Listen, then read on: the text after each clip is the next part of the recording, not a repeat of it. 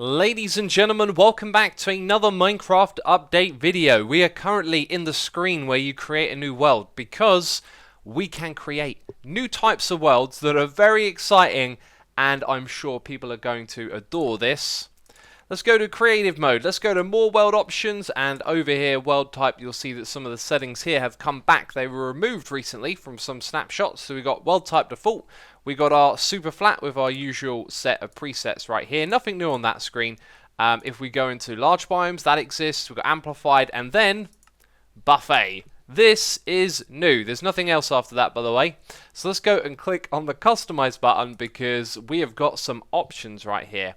Now what buffet will allow you to do is take one biome and make it for the entire world. How cool is that? But not only can you just make the biome take up the entire world, you can generate it in either the overworld style where it takes up the entire world, or in the end style where you have those big clumps of land floating above the void. This stuff is extremely cool. You have all of the biomes right here, you've got all of the options, and there's some that I didn't even know of. I didn't know the ends had different types of biome. There's also mutated desert, mutated extreme hills. What is all this about, hey? In fact, quite a lot of mutated biomes. Is that new? I don't recall hearing about that before. But there's one that I want to check out, which is what it will look like if we have the end generation with the nether. Now, when you use this feature, it is experimental. It's going to take me a while to generate this. I also want to touch on something quickly. I hope they add more to this. It sounds like they've got some plans to add more features to them. I would like to be able to like shift select multiple biomes. That would be pretty great. And having other world generator types would be awesome too. But we're going to go check this out. And it's experimental, so it'll take a moment to create the world. Interestingly enough, that didn't take very long at all. Wow, what a crazy sight we've got going on here. So for the other ones that I tried, they took a long time to generate. And this is absolutely fascinating. It kind of makes sense actually. We're looking at the nether terrain mixed with the end terrain, and there's no netherrack because that's probably not part of the biome's block palette. It's part of the dimension itself to use netherrack. So in its absence, it is using this stuff as well. And it looks like there's probably lava hidden throughout the blocks. Let's go into spectator mode and just go inside a mass of blocks. Do we have much lava hidden through them? Actually kind of doesn't look like it, does it? And I guess there's no bedrock ceiling or floor as well. And then we've got a nether fortress here out in the open, exposed. Absolutely crazy. This is madness, I tell you. It's absolute madness. Well, you can probably predict what's next for this video, selecting out some of the different types of biomes and world generations and just seeing what they look like together. This is mad right here. It's crazy. I can't believe it. That looks like one of those dirt square rooms that get generated in a mineshaft, and it kind of looks like there's little bits of mineshaft here and there. It's really bizarre. And I believe that this is going to lead to all sorts of challenges, like survival challenges in crazy types of world generation. I don't think the mesa would be very suitable though, because there's no trees to get started with, and there's probably no stone in here as well. But you could scavenge things from chests, and I'm guessing players might even make up some combinations of biome generation and then mix that with some command block structures, so you could sort of do like a skyblock challenge, except you're playing in some crazy environments. So this is the mutated swamp biome with Overworld Generation. And you know what? It looks pretty normal. The Overworld is going to be the less interesting of the two, right? Because you know exactly what you're going to get. One biome that stretches forever and ever. If we go underground using spectator mode, you can see that there are caves and ravines and all of that normal stuff. The big thing you're probably going to notice though is the colour of the water, which is sort of new.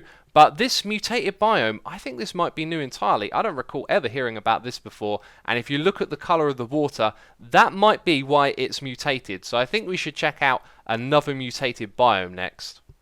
Well, this is very interesting. What biome is this? It is mutated Redwood Taiga Hills, and if we look at the water a little closer up, you'll see that the colour is pretty normal, so that's probably not what the mutated is about. In fact, I've got no idea what at all it is, and there was no mention of it in the patch logs as well, so I'll probably go read those again just to make sure, but I like this terrain combination ever so much.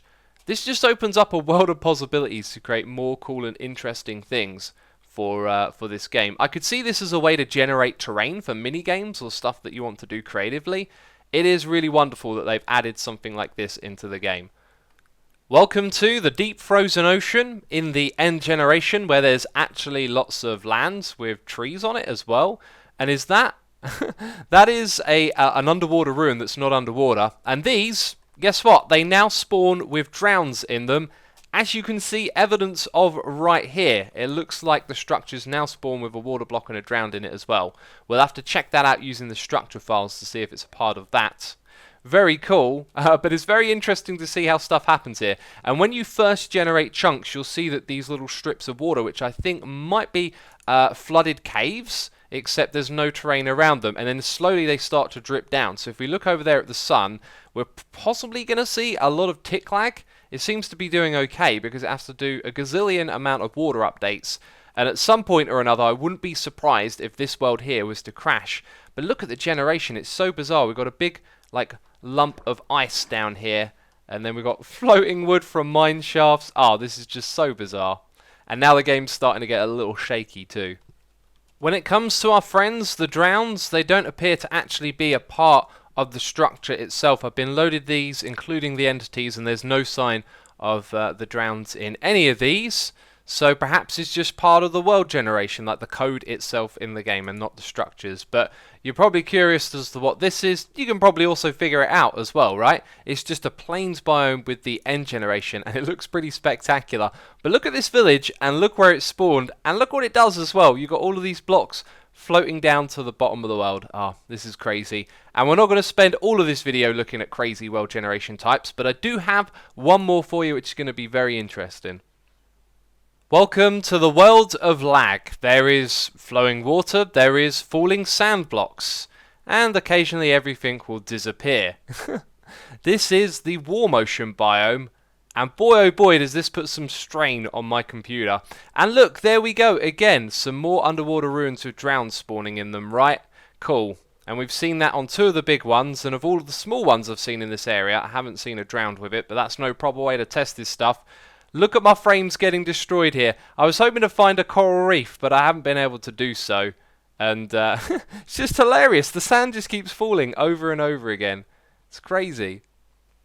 So we are now done messing around, checking out those different world generation types. And this tool is extremely useful for people like me making videos, because I needed to find a coral reef, so I made an overworld with warm ocean everywhere, and I found a coral reef straight away. So we're going to move on to some of the other changes in this snapshot, and they're mostly now minor things. And I got to say, there are a lot of bug fixes in this snapshot, which leads me to believe that maybe we're moving into the phase of development now where they focus on bug fixing ready to release the game. But let's not speculate too much. Let's come down here and let's check out the corals, because they now generate with these blocks, which are the fans that go on the side of the blocks. Previously they weren't doing that. I thought I'd come down here and show you that.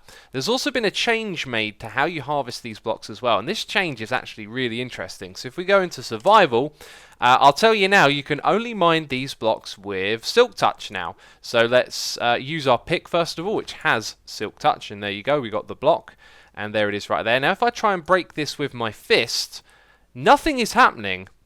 And if I try and use a shovel that's also got Silk Touch, nothing is happening. There's no breaking animation.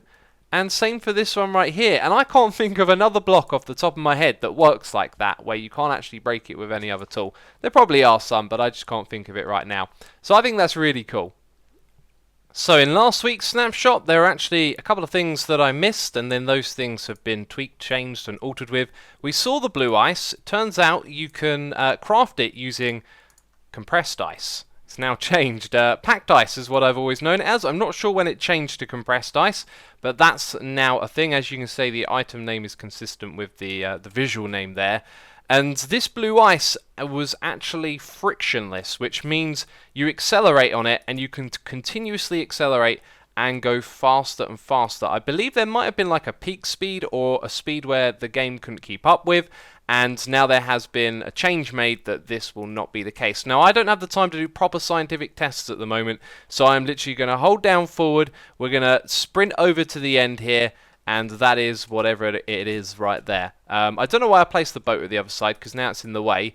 Then we're going to go back, and you can see it takes a little bit longer going this way. So the results of that crude test are actually quite similar. So I decided to do the test again. I've extended this to 200 blocks. on each side, and I learned something about placing boats. They actually get placed in the exact same way that you are facing, so that means that you go over here and you hit the wall. So what I used was teleportation commands to make sure we are facing in a straight line, and then that's where the boat moves and it doesn't hit either of the sides. So going across this one, it took 7.5 seconds exactly to get from one end to the other, and this one over here just 6.5. Now I'll let you make your own conclusions on what that means. Clearly this one here is faster, but that's all the test I'm going to do today. Here's a minor change they made in this snapshot. The Conduit has a new particle effect, and it very much looks like the Heart of the Sea. However, it looks more like the Heart of the Sea from Bedrock Edition, which I find fascinating. The two of those have slightly different textures. The turtle helmet no longer gives off particle effects when it's worn. There are a couple of changes marked as technical. The game now has liquid ticks and block ticks. I'm sure Ilmango and the Psycraft crew will be looking into the game code and figuring that stuff out. As you know, it is completely beyond me. The other technical change is block and item tags for coral. That just means if you're making something like a custom crafting recipe using a JSON file, you can target all of the coral blocks using one of these tags.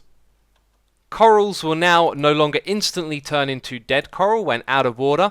Seems to be a little bit of time between this. It also seems to be random as well from a little bit of testing that I've done. Once it's touching water though, everything is good, as you can see here. Dispensers will now work with fish caught in buckets, and this is actually a way to spawn a mob using a dispenser in survival Minecraft. I don't think there is any other way to do that, and that is pretty cool, isn't it? In the changelog, there is mention of deploying your elytra wings and saying that the camera movement is jerky when you do so. So I put on some wings, I've been flying around, and it does feel like it smoothly moves in line with the new position for when you are flying. So that is a nice little change there. Now, if you've been playing with these snapshots yourself, flying around in creative mode and spectator, you would have noticed that going in and out of water can cause some funky behavior. There are bug reports related to this, so they're working on smoothing out those things. And also they said they made some changes to how the temperature of ocean biomes is calculated, which should mean you'll get less stuff like deserts directly next to frozen ice biomes. So that's all cool, and that's all that I'm going to be covering from this snapshot, as there are tons more bug fixes, but most of those things are minor. So if you have enjoyed this video, leave a like. As always, thank you for the support, and I'll see you in the next one. Ciao for now. Bye bye.